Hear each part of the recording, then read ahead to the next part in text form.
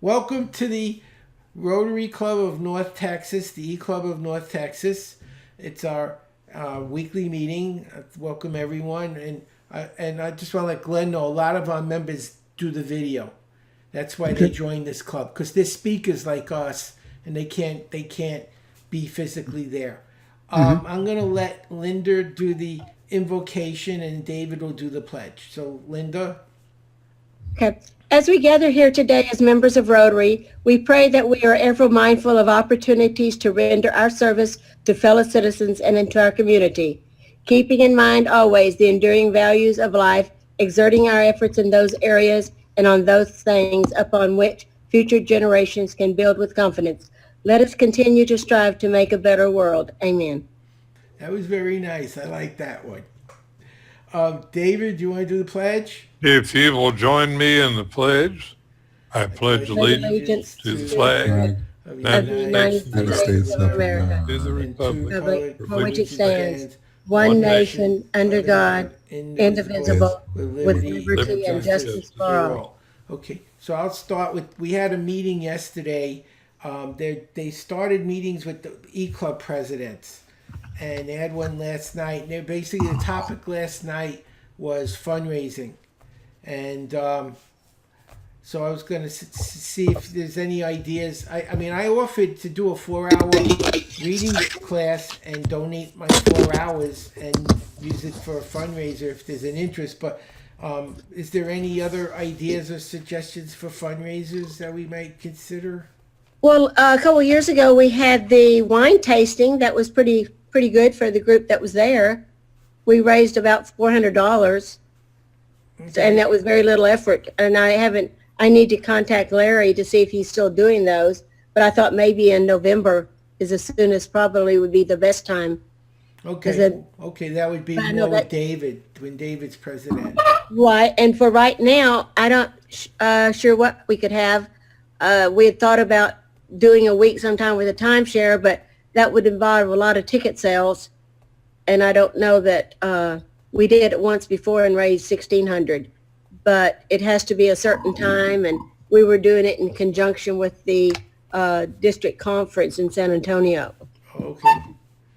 Okay. So are there any ideas other than does anyone, do you want to wait, or I'm just throwing that because that was the topic. So they said we should discuss Well, it.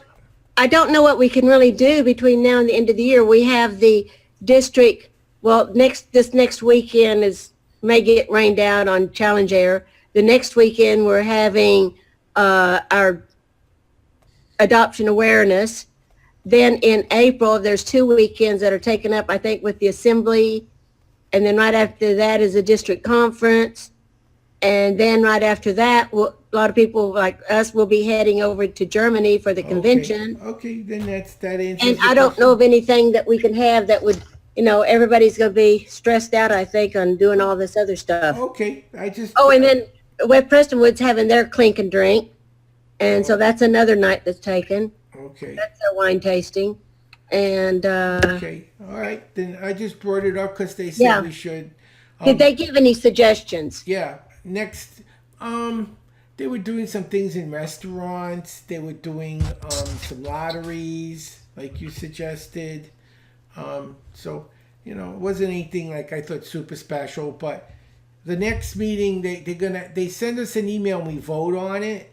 But because of the Hamburg meeting, they're trying to see whether we wanted it in May or the end of June, and they're gonna give us all a vote, and then whatever the majority wants, that's when they'll hold the meeting. And since David will be taking over shortly after that, I'll give you and David the link as well. You can attend. I don't think they'll have any objections for you. And you could, you're a past district governor. I don't think anyone would. What just happened? The screen just changed. Glenn cut his video off. Oh, okay. That's what happened. Yeah. Okay, so I will let you and David come if you'd like. I volunteered to all the E-clubs to do a 4-hour class for free that they could use as a fundraiser if there was an interest. I thought that would be the right thing to do, just, to try to help. I also sent you an email, Linda, from the district They wanted to know what activities we would do. I think you Oh, got, yeah. yeah, I You just, go to Club Central. yeah, well, I just I'll said, try to look in on that because we've done, several things that could go in there. okay. So anyway, we'll try to get that up to date. Okay, and that's all I have. Does anyone have anything? And you mentioned Challenge Air and the other thing. Is there anyone else that has any new business that needs to be brought up other than what The Challenger, if it's canceled this weekend, will be the next weekend, which is same day as our adoption awareness event. So we won't be going to Challenger. And I'll And be Rick out of didn't know if he town. was going to be able to go or not. So If it anyway, was not out of town, I would have gone because it's in I know. McKinney. But it's just the way it worked out. Okay, does anyone else have any new business they want to bring up? I don't. Okay, I don't either. Okay, then you're lucky, Glenn. We're a small club. Some of these clubs, this runs for like 20, 30 minutes, right? Yeah, we're like- I understand that. We're Yeah. like 5 minutes and we're done. An hour. Yes. And I do apologize. I had to cut my camera off because I didn't want you to see me running to the office to get a new headset. Oh. And I hope it's working just fine. It's But fine. all of a sudden, You're headset fine. just died. And okay, so great. So I'm going to turn it over to Glenn. Glenn is our speaker tonight. I believe your topic's on publication, No, goal setting. goal setting. Okay. Yes. And Howard records them and puts them on the Yes. internet, right? Yes, I'm recording right now. Okay. I'm recording right now while we're talking. So, Glenn, you're in charge. Now I will mute my microphone. There you go. I was going to say that's what you could do, but you did it already. I'm here. Everyone's here. I mute the mic because I have a dog and sometimes he'll bark and I don't want him coming on the video and interrupting what people are hearing. So we're all here. It's all yours, Glenn. Take up to 30 minutes. Okay, we won't use 30 minutes, but we will use some time. Thank you very much for allowing me to share some information with you here, but now we're battling the wonderful program here. So let's just do this real quick. All right. Click here. Da-da-da. There. Okay, here we go. So want to just discuss a thought I have about why SMART goal setting is really a dumb way to do things. Number one, Howard, I want to thank you very much for this. As I was thinking about this throughout the course of the day, I started realizing my level of knowledge about this SMART goal setting and the things I need to learn. I started learning back in the 90s when I got a hold of your course. And I was able to start reading things a lot faster and learning things faster, remembering things faster. And so that helped me start developing where I'm at in my career now and where I want to go to. This idea of SMART goal setting, I think it's a dumb way to do things. It just seems like a bad way to get things done. So for those of you, I'm sure all of you are aware of it, but we'll just share it. What is SMART goal setting and how it does help and how it does hurt. So SMART goal setting, they break it down to this. S, a very specific goal. M, a measurable goal. A, that's a goal that's attainable. R, a goal that's relevant. And T, a goal that's time-bound. So when you get in the classroom and they teach this to you, they want to start off and say, let's just break it all down. So let's break it down with S, a very specific goal. My analogy I like to use is to simply say, I have a customer service team, and if I can set a goal to say, I want my customer service team to be better. Well, that's not a very well-formed goal. A very specific goal for them might be, I want my customer service team to improve in their customer satisfaction scores. Gets a little bit more specific that way. If you take it on a personal basis, I want to get better. No, not specific enough. You need to narrow it down a bit more. I want to find more energy in my body, so therefore I want to take some weight off.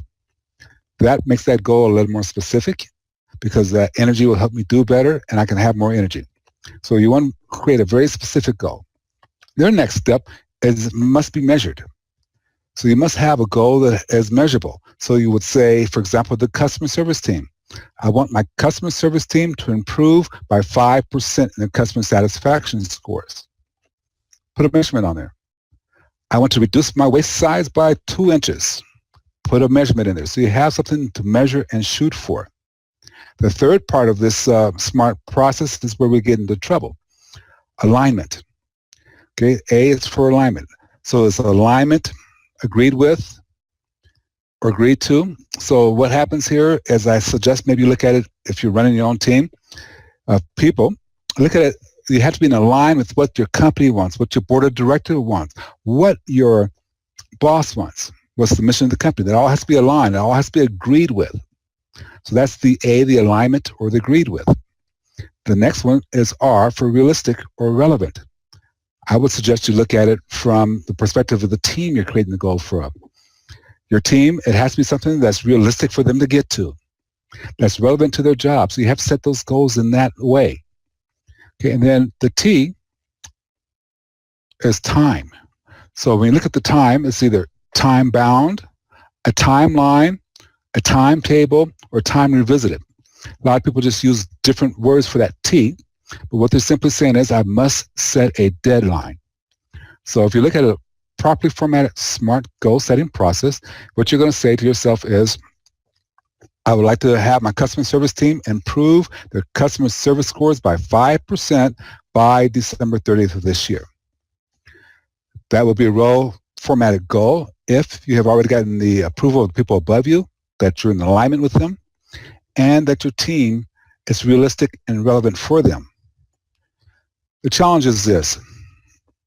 Who can tell you what's achievable for you? Who can tell you what you can achieve? Most people say, I'm the only person who can tell you that. I'm the only person out there that can tell you what I can achieve. So if you're going to other people to see if you can achieve this, that loses its power. But let me ask you another part of this question.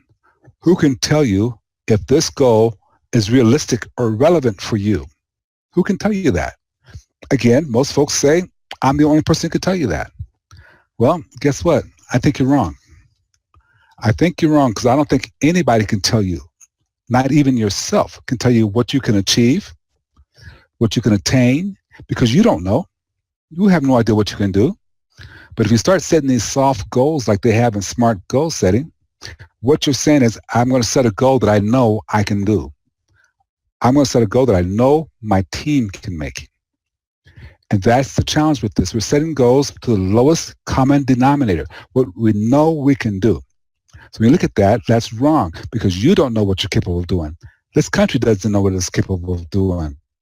I don't know how many remember this particular talk, but let's take a quick listen to it.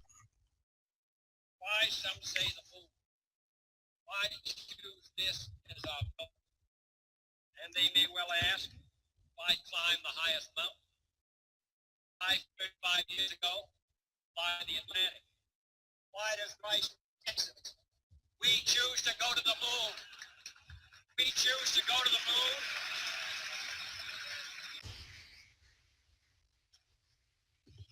We choose to go to the moon and discontain and do the other things, not because they are easy, but because they are hard. Because that goal will serve to organize and measure the best of our energies and skills. Because that challenge is one that we're willing to accept, one we are unwilling to postpone, and one we intend to win, and the others too. So don't you think it's time that you start setting goals that are worthy of achievement, that you're willing to do, that you're willing to get better at, that stretch you? See, this was not a SMART goal set by this gentleman, John F. Kennedy. This was not a SMART goal set by him because at the time we set this, we did not have the money. We did not have the know-how. We had no knowledge of what it would take to get there. None. We had no knowledge of what it would take to put a man on the moon. We did it, though, because we stretched our abilities. If we had set a SMART goal here, we might have decided we have a plane that could fly across the Atlantic nonstop and carry 300 people. That might be the most we do. We are going to go to the moon. We choose to go to the moon. This is a very powerful goal, and is where we want to start talking about this new method I believe we should be employing when we use our goal setting. Let's not set any more SMART goals. I don't think it's the way to go. Let's talk about the science of goal setting and how it really should work for you. I'm going to suggest that you sit down. If it's a personal goal, you sit down and you write down what you want to be, what you want to do, and what you want to have. Now, there's a process for this, but there's the three areas we want to look at: be, do, and have. I want to be an educator.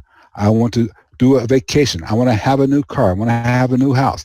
Write those down. But where we want to write them down, though, is we want to begin with B. We want to start with B. Because what you'll find out, B is kind of the driver for everything. When you are what you want to be, When you are the person you want to be, the things you want to do and have will follow. First be it though, then do and have. So for example, you want to be a doctor, you want to get your doctorate degree. You want to have a degree from a popular university, maybe Stanford University, get your MBA. Okay. What you have to be in order to be a doctor is you have to first be a person who cares about people, who cares about the strength of companies. You have to be that person first before you want to go do the hard work of earning the degree that you can have. So let's start off with first with looking at the be. And then we'll do the do and the have, and you'll see that the be drives all that. What I'm going to suggest that you do is you sit down and you schedule out 3 hours for this goal setting process. You're going to brainstorm this whole thing.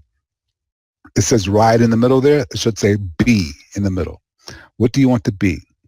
Now, those of you who do brainstorming, you already know when I brainstorm, I write everything down. There's not a bad thought. I don't edit. I don't censor anything. You're going to sit down for 15 minutes and say, I'm writing down everything I want to be. You're not censoring. You're not saying, well, I can't be that because I'm too old. I can't be that because I'm too young. I can't be that because my husband or wife wouldn't agree with that. I can't be that because I got kids coming up. Those things you don't worry about right now. You just write it down, and you don't let your pen stop for 15 minutes. If you get stuck, because what's going to happen, you'll write real quick for 5 minutes. Then you'll kind of get stuck. You can kind of say, I don't know what else to write on. Write the words blah, blah, blah if you have to. But that last 2 to 3 minutes, the be process will start to really roll again for you.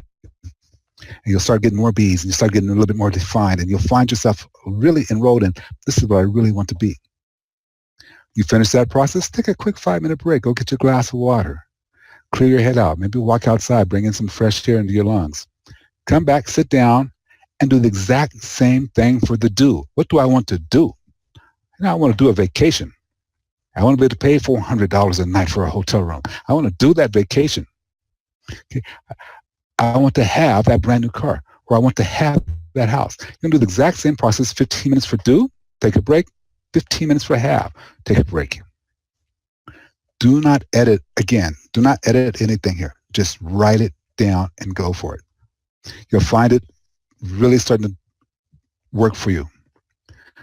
After you take another 10, 15, after you finish the do and the have, go back and look at your be list. We'll start with be. Which one of those be's that you wrote down speaks to you? Which one of those be's do you look at and say, that drives what I want to do or what I want to have? If I'm this, I can do and have this. Which one of those be's? That's the one we're going to start with, and that's the one we're going to circle. You're going to get another clean sheet of paper and transfer that one that you circled over. Because you know if I be this, it will help me do or have these things. So that's where you're going to go. Sit down and write that down and take a look at that. Because now we got to create some clarity for you. So I have a series of questions for you that will create clarity. Clarity is pure power. If you have clarity, you'll stop chasing squirrels. You'll put your energy where it needs to go. That's pure clarity. So you must get there. And here's the first question I'm going to have you answer. What happens? What do you feel? What do you feel like the day before your goal is real? The day before your goal is in front of you and live. The day before, not the day of. The day before. So for example, let's say you're going to go out, your goal is to buy a house.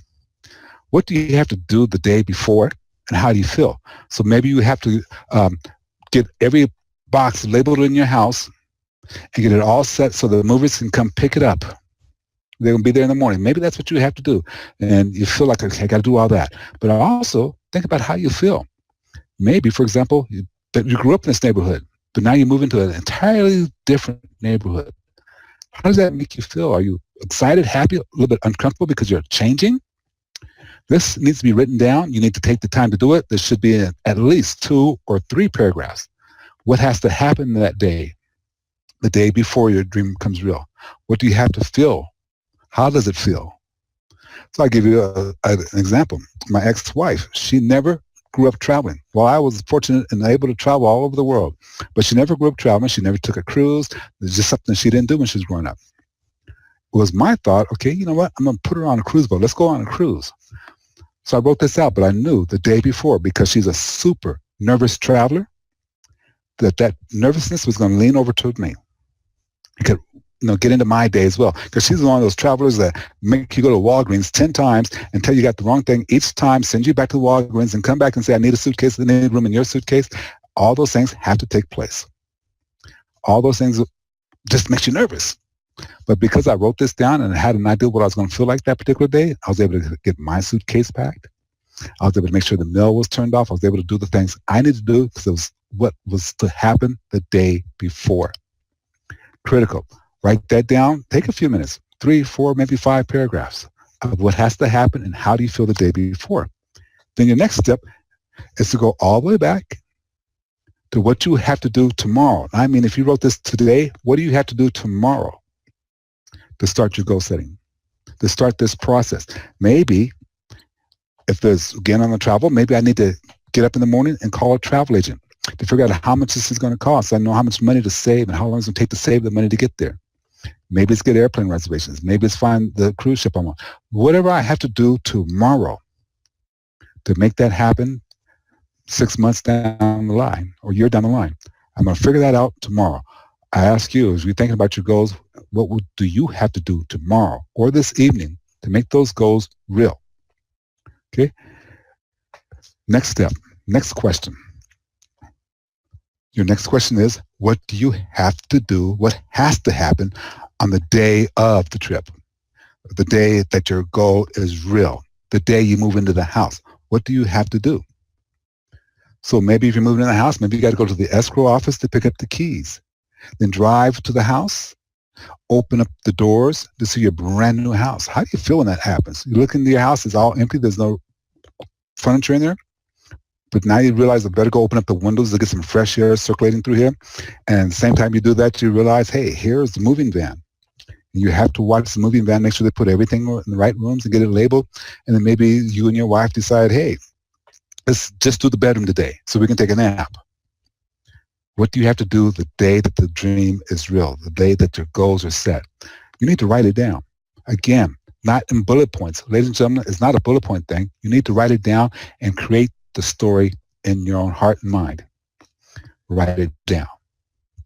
That's what you have to do. Then once you get that day done, then you can go back now and put it into milestones. You can create all your milestones. You can decide what period you want to create it in. This gentleman here did it every month. What he had to do this month, we had to do the next month, and the next month. Just your milestones. You may have to do it every week. If it's a 6-week goal, here's the milestone for this week or this day.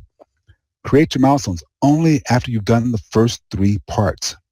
Again, to review the first 3 parts. The day before, what do you have to do tomorrow, and then what do you have to do the day it's accomplished. Okay, and then you fill in the rest of the way with your milestones. Now, this milestone thing, it could get difficult because there is a lot of software you could use to make things difficult and some free software, things of that nature you can use. But keep it simple. Don't go overboard with this. You don't need to make a huge chart like this one. Keep it simple so that you can watch your milestones and be alert to them and pay attention to them. That's the process. There's one key area, though, that makes this happen. Your attitude is the key. You must have an attitude that flies high, that's uninterrupted, because you can have 363 great days of attitude and have 364 and ruin everything. The 364th day is bad, so you end up ruining everything. Have an attitude that's powerful. So I want to share with you about a captain I know who really spent the time to teach me about attitude. Okay? How setting a powerful attitude and what you have to do to have a powerful attitude. And I call it the lessons learned from Captain Susan. I want you to take this attitude and add it onto your goal setting. I want you to take this attitude and add it onto your life and put these parts together. Because if she could talk to you, she would give you each one of these parts. So part number 1, you must never give up. You set a goal. It's what you want to have happen. You must never give up on it. Yeah, it's going to be difficult sometimes. Things are not going to go your way sometimes. You can never give up on it. So I want to share with you that on her flight between Los Angeles and Honolulu, with about 2 hours left to go before they were to arrive in Honolulu, the newspapers reported what happened. So there's a website called FlightAware. It says, which was tracking the flight, reported that this aircraft was losing altitude and speed. This happened about 8:45 in the morning Houston time. The plane lost about 12,000 feet and 200 miles per hour. Okay. About an hour later, they saw that the plane started picking up speed again and getting a little bit of height. What had happened, their engine on the right side of the airplane stopped working. Captain Susan could not afford to give up at this point, because at this point, they had already reached out and reached to the Coast Guard and the Navy and said, we have a plane on the way to the water. It's gliding toward the water. Will you please go get them? They're going to be there in the water soon. This is where you can never give up. She could have just said, okay, I'll prepare the passengers for the plane in the water, and we'll just take our chances out there. Okay. Now, you can't give up on your own dreams and goals. You can't give up on your dreams and goals. You set those, you cannot ever give up if you don't have a high attitude. But that will come when you are passionate about it. When you find your passion, you won't give up on it. So you must be passionate. Captain Susan was loaded with passion. She learned how to fly in high school, decided she can go to college and enroll in the Air Force ROTC so she could go to the Air Force as an officer and learn how to fly jets. That's passion. She decided after she got out of the service that she's going to become an officer at United Airlines. Her passion drove her to become a captain of one of the heaviest commercial aircrafts out there. She was the captain of a 777-200 series aircraft, the third heaviest commercial aircraft available right now. This was Captain Susan's passion. Question: what are you passionate about? Where does your passion come? Find that passion. It'll help you drive, never giving up. Never giving up. Also, though, you must learn more than everyone else. She realized when she was in the Air Force that she had to learn more than all the other officers. She had to learn more and be better. She had to always be that way. You have to do that as well. Always have to do that. So here's my general question. How many of you read 5 books a month other than Howard? Here's the thing. They say that once we become adults and get our jobs, we stop learning. Okay, here's my suggestion to you. If you haven't taken his course, sorry, here comes a commercial for Howard, but if you haven't taken his course, go get his course. If you have kids and grandkids out there, go get his course. It will alter the shape of their lives and they will never stop learning. At the bare minimum, you should be reading 1 book a month. Okay. In your field of study, in your field of work, excuse me. At the bare minimum, you need to learn more than everyone else. If you learn more than everyone else, you also have a lot more flexibility. Flexibility equals power. The more you can learn, the better it is. The better things are happening. So I'll tell you this. As this plane was on its way down, gliding toward the Pacific Ocean, Captain Susan had learned more and just had more flexibility. She come up with the decision. She said, you know what? This plane gets to this altitude. Even though it's a little bit below what they want me to be at, if I get to this altitude, I'll have control over this airplane because enough of the thermal heat coming out the water will help hold us up or get underneath the wings and help lift us up. At the time, the officers at United Airlines agreed. Said, hey, Captain, it's your plane. We agree with you. You probably can get this plane the rest of the way. If you have control of this plane there, great. But let us tell you, if you go 1,000 feet below that, you will be in the water. We were 6 minutes away from being in the Pacific Ocean. Now, this plane could have survived a water landing. It's well built. It would survive a water landing. The problem would have been waiting for rescue. People would have gotten hurt in water landing, waiting for rescue. That's what the problem was. But she knew enough where she had more flexibility because she learned more. What do you need to learn more of so you have more flexibility, so you can have a great attitude? You have to set some high expectations of yourself and of your team. Not just yourself, your team. You must have high expectations. So it was reported that when they were interviewing her, she was there with her first officer, and someone asked her, so when things were as bad as they got, when you realized they were as bad as they were going to get, what was your expectation? Now, before she had a chance to answer, her first officer answered, I'm going to clean this up for you a whole lot, because Captain Susan got a potty mouth, to say the least. A potty mouth. The word, she should have been a Navy sailor because her mouth is horrible sometimes. This officer jumped up and said, "Ooh, you should have heard what she told me." She said, we're going to park this blankety blank plane at the gate. You got me? We're parking this blank blank plane at the gate. I don't want to hear another negative word about it. We're parking the blank plane at the gate. You got it? Yes, ma'am. What is your expectation? In the water or at the gate? Set high expectations. If you were to follow the SMART goal setting process here, you would not be setting high expectations. You'd be setting expectations for the lowest common denominator so everybody feels good that you achieved this small goal. No, set high expectations.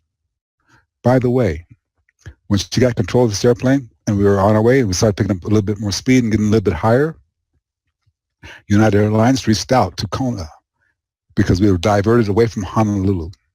Because whenever there's a plane is in this much trouble, they are always diverted away from from Honolulu. And had we had enough fuel at that point, had we had not already gotten so far past the halfway point, we would have turned around and went back to Los Angeles. But at this point, they said your best bet's to go to Kona because you're not going to go to Honolulu in case you crash. We're going to put you in Kona. But they reached out to Kona and said, we're going to have, please hear me, we're going to have, there was no ifs, ands, or buts, or maybes to it. We're going to have a major aircraft mishap with casualties. We're sorry it's going to happen. But here's what was unique about setting high expectations. The hospital in Kona says simply, if this is going to happen, we're going to teach the world how to handle this. Now that is a powerful expectation, isn't it? We're going to teach the world how to handle this. If this is going to happen on our watch, we're going to become the model for the rest of the world on how to handle these things. This hospital was not large enough to handle all 355 of us on that airplane. So what they decided to do was construct tents out in the parking lot. They had a tent to triage everybody. We'd come from the airport, get triaged, decide who could go to surgery, who had to wait. They had a tent set up for those of us who had to wait for surgery because of all the surgery rooms were filled up. They had a tent outside set up for those of us who might have gas and burns on us. They had a tent set up for the dead bodies. This was all set up in advance. And then they reached out to all the neighboring islands and said, bring us help. Put people on these planes and get them to us. Because if this plane gets here, we're going to need help.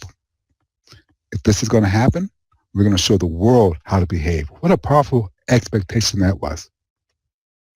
Parking this at the gate. If it's going to happen, we're going to show the world. Powerful expectations. What's your expectations of your goals? What's your expectations of your life? What's your expectations of your team? Do you hold your team to a high expectation? I think you'd be surprised. The higher you hold your team to expectations, the more they'll reach them. The more they'll put a man on the moon. You must be flexible. You have your goal set. You're never going to give up, but this flexibility is required, and you have flexibility if you've been taking the time to learn more. You'll be flexible. Captain Susan, very flexible in everything she had to do that day. But she had decided that I'm not going to put this plane on the ground in the normal way. Normally, you glide into the runway. She said, I'm going to have to execute what is called a soft landing. Now, soft landing, for those of you pilots, you know, is anything but a soft landing. That's designed to get the plane to stop flying, become unairworthy. So she said, here's how you do this. You take the nose of the airplane and you put it way up high. There's a long-range picture. Someone took of our airplane as we turned final. And as we turned final, you would think this plane was taking off. Now, I don't know how far we were away from the runway, but we're getting close because you can see the water coming up underneath the wings. We're getting close. The nose is way up high. Again, the ideal is to get this airplane to stop flying, not to glide in the way, but to stop. And her target, her goal was to get this plane, the back two tires of this airplane, to touch the ground the split second we cross the threshold. Danger here.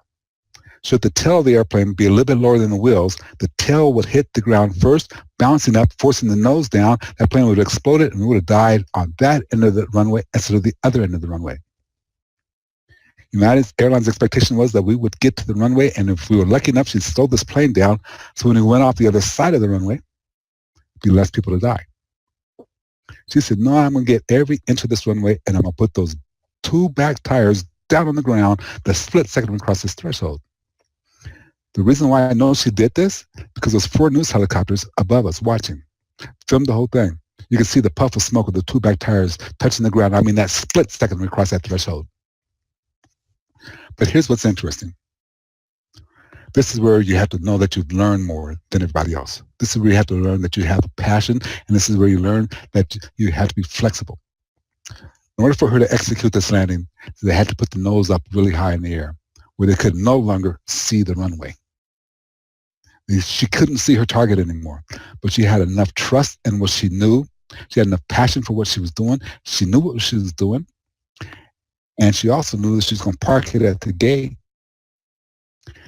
They didn't have to see the runway. She trusted the process. She trusted the system she had set up, the system that she knew. Couldn't see her target. How many of us have goals that we really sometimes get lost and can't really see that, so we stop the process of getting there? Flexibility means I continue the process. I just change how I'm going to get that process, how I get there. Flexibility means you trust what you know. You trust your passion. You trust the fact that you're going to learn more all the time. So when this plane touches that runway, those back two wheels touch that runway, nice puff of smoke. You see it. I should share this with you, though. As soon as those back two wheels got on the ground, that one good engine came back up in full reverse. The nose is still up high, but you have to understand, the plane becomes unairworthy at about 153 miles per hour. When that plane becomes unairworthy, if it's too high, it's going to hit the ground and crack open. Okay? So, but it has to be someplace between 3 and 6 feet above the ground when that plane becomes unairworthy. So it could just drop the rest of the way to the runway. And that's exactly what happened. But remember, we're still moving 153 miles forward. One engine's coming on, driving the plane backwards. You can imagine you got one side not going fast, and the other side trying to drive the plane backwards. You can imagine the amount of vibrations that started to set up inside the cabin. These pilots were fighting this vibration because they didn't want to end up cartwheeling down this runway. The plane was shaking. It was vibrating beyond belief.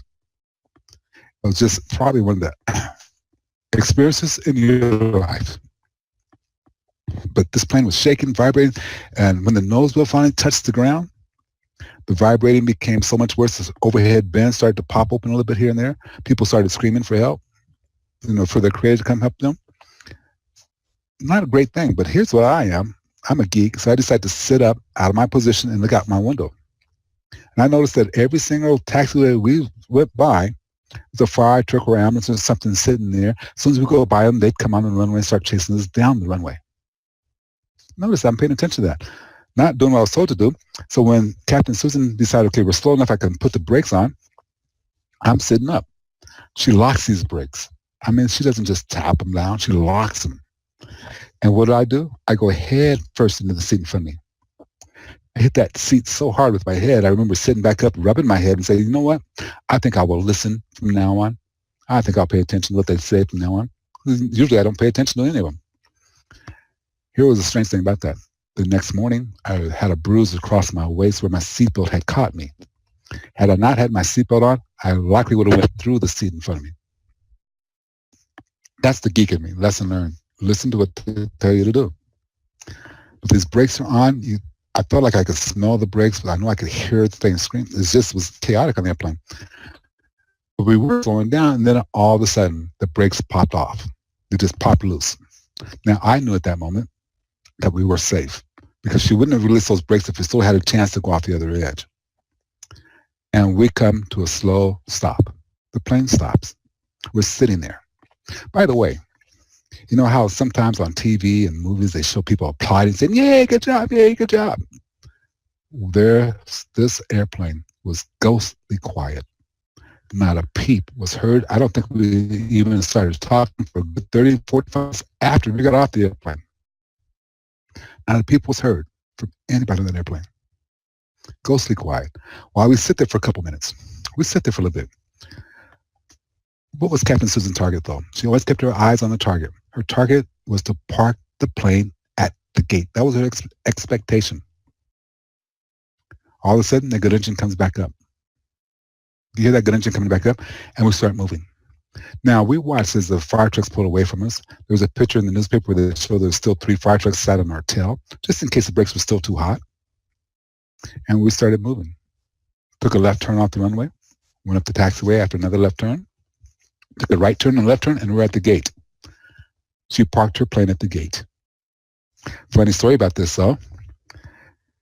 We sit there. Like I said, I don't really remember. It's kind of in a daze. Don't remember how long we sat there out there.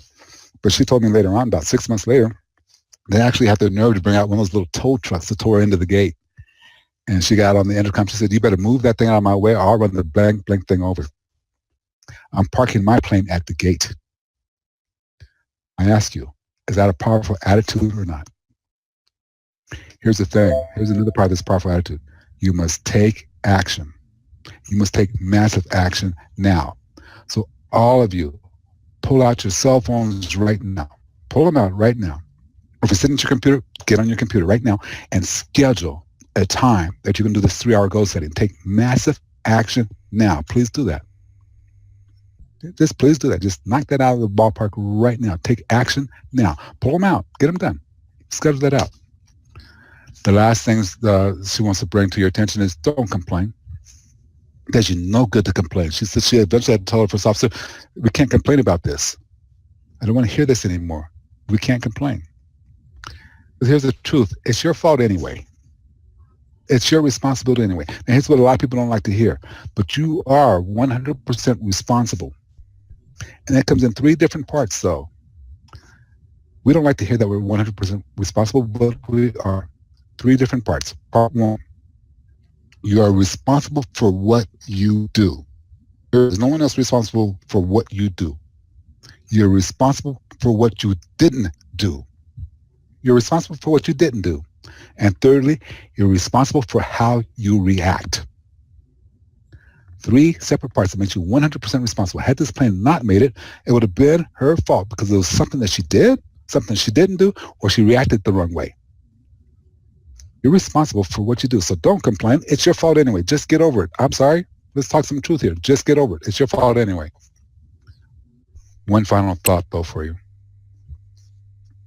How many of you have ever gotten on a bicycle and were able to balance yourself, put your feet on the pedals? Don't move the pedals, but just put your feet on the pedals and keep your balance.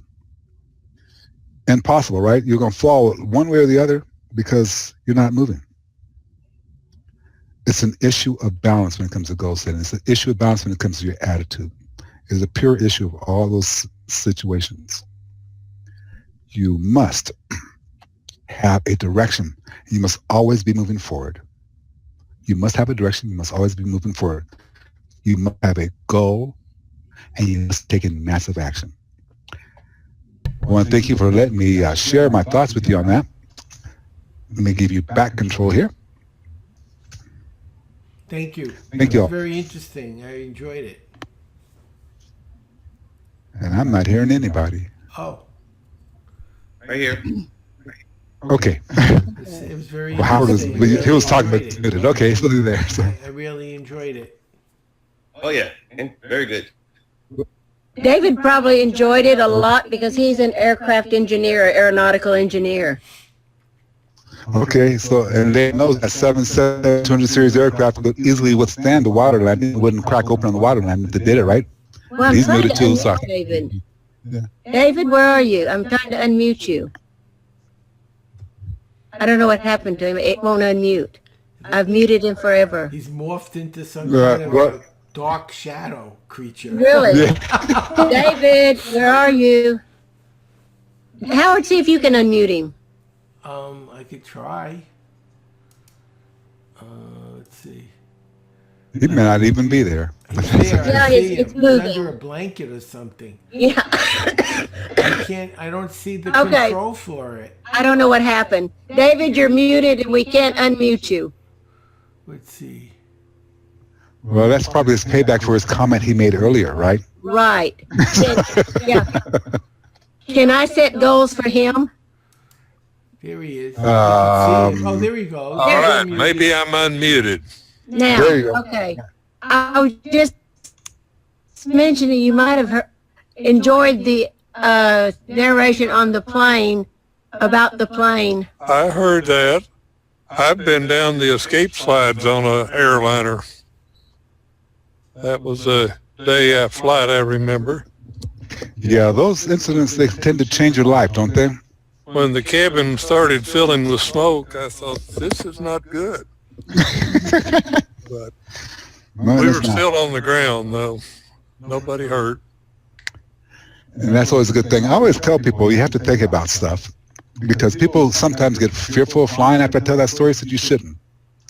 When is the last time a United States flag carrying ship had an accident like that? Now, there's so many flights a day, I hate to say it because it's bound to happen sometime, but the last time one of our pilots had that type of accident where we lost lives. How many years ago? 30, 35? There's been a couple at DFW. when Yeah, the yeah, air- the Delta flight. But that was 1976, wasn't it? Was it that long ago? A Okay. microburst there. Yeah. Also, I just might mention Rick came on and also Charlotte came on. Yeah, I came on right at the end of the flight when we were getting ready to crash. Oh. So Oh. I appreciate it very much, so Glenn. Thank you. Well, thank you. Thank you. Showing That's, the perseverance. Yeah, and the power of that, though, is the simple fact that if you can have that attitude when you set your goals and when you execute your goals, you'll win. You win. If you can take Captain Susie's attitude when she got that plane safely to the ground, you're going to win in your goal setting, too. I was on a plane going to San Diego, and they said they didn't know if the wheels went down, and we would know when we hit the ground. So they lined the runway with ambulances and fire engines. Just don't worry about it. It's just a precaution. And you see this long row of ambulances and fire engines. And he said, well, we don't really know if the wheels are down or if it's light. We'll know when we touch down. And then the stewardess started to cry and pray. And you know, that's not a good sign when the stewardess is hysterical, crying in the front of the cabin and praying that she doesn't die. And you could hear a pin drop, and it landed. The wheels were down. It was the light, but nobody knew until we hit the ground. Yeah, see, that's not a good situation, but they probably wouldn't have put it down unless they were 80% sure. San Diego is a lovely airport to fly into anyway. He said he could land on the belly of the plane if he had to. Yeah. But I'm guessing that's not a good thing to do, or they do it more often. They wouldn't waste tires. Well, the engines are designed to tear off. Yeah, the only thing is if there's fuel inside of them, still, I mean, They some of these planes you dumped it. can't They dump dumped fuel. the fuel. They told us. Not all the time. They Not all the did time. know, and Oz, they 777 did. He 230s. told us. We flew over the water. He says, we're dumping the fuel. And Well- here we go. Well, the game plan normally is for the 777, for example, cannot dump fuel. They would normally just fly around in circles till they burn it off because they decided so it can't dump fuel. 787, some of the newer generation planes, they're not allowed to dump the fuel, so they don't build it in. You're just supposed to fly around in circles till you burn it off. They had that incident a few years ago, JetBlue plane from Los Angeles to Boston. When they realized they had to go back and land, they went back to Los Angeles, went out to the ocean, and flew around in circles until they burned off all the fuel. It was 4 hours before they burned off enough fuel to put the plane down. But some of them you can't. This one you couldn't, but we also could not fly around in circles because we only had one engine. So we had to sit down with the reserves of fuel in the belly of the airplane. Very dangerous, yeah. So, yeah, and just think, if the engines tear off, where's that fuel going? Out. Sparks up. You know? So, but you know, you have to just keep in mind that our pilots are so well trained. Our pilots are so well trained. I think there was a water landing in New York, the Miracle on the Hudson. Yeah. Yeah. That pilot knew what to do. He did Well, what he he knew was what to do. trained to do. I'm Water sorry, Dave? landings are the worst. They're the worst. They're the worst. Plus, it was winter. The water was cold. New York in the winter is not warm. So even though they landed in the water, if they went in the water, they'd freeze to death. Because the water's like 40 degrees. Yeah. I want to share this with you in case you guys want to look it up. I looked at it today just to make sure there's at least some stories still up. It's been 3 years, I think, now.